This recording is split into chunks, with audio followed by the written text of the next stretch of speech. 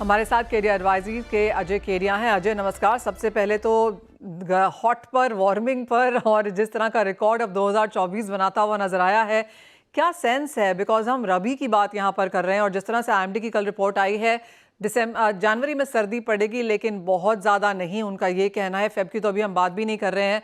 Even as रबी की sowing अच्छी खासी हुई है, लेकिन जो ये रिकॉर्ड वार्म ईयर्स हम साल बर साल यहाँ पर सेट करते जा रहे हैं, इसका ओवरऑल असर आप agriculture as a farming sector पे कैसा देखते हैं?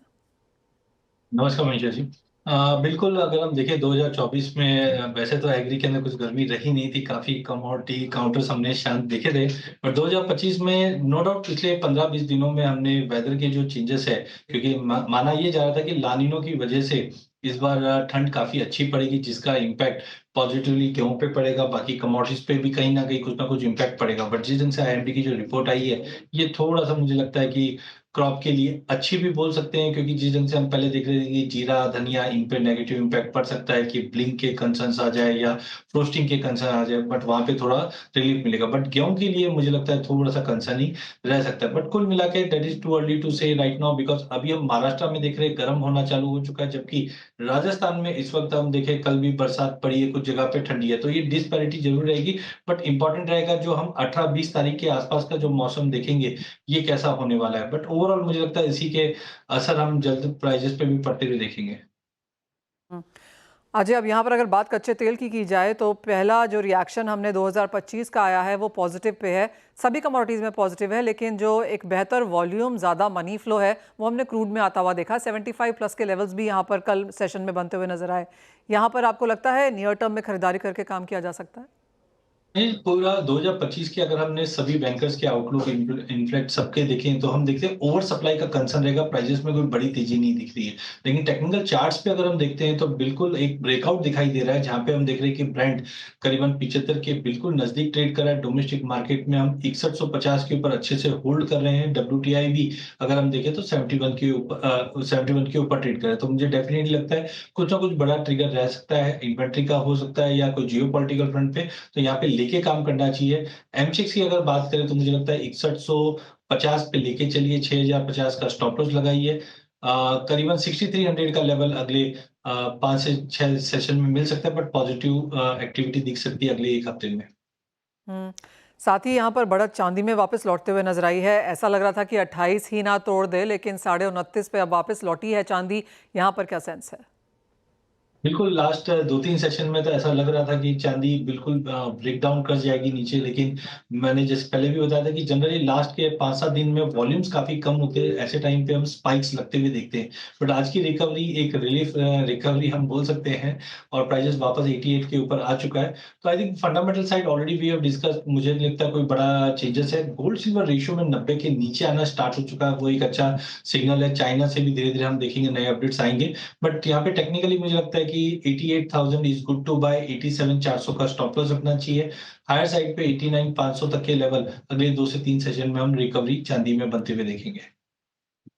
और सोना भी यहाँ पर 2600 के ऊपर स्टार्ट किया है 2025 में, और यहाँ पर और बढ़त देखने को मिली है ओवरनाइट मार्केट्स में। अब अजय, ये तो अपॉर्चुनिटी बाइंग भी हो सकती है कि हाँ ठीक है, लोग वापस आ रहे हैं तो खरीदारी कर रहे हैं क्योंकि अनसर्टेनिटी बहुत ज़्यादा है, लेकिन क्या ये लंबा चलता हुआ दिखेगा?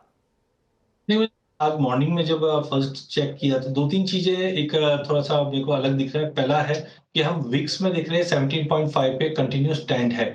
डॉलर इंडेक्स 108 के ऊपर कंटिन्यू होल्ड है। गोल्ड की अगर बात करें वो भी 2600 के ऊपर कंटिन्यू होल्ड है। डोनाल्ड ट्रंप 20 तारीख को आने हैं।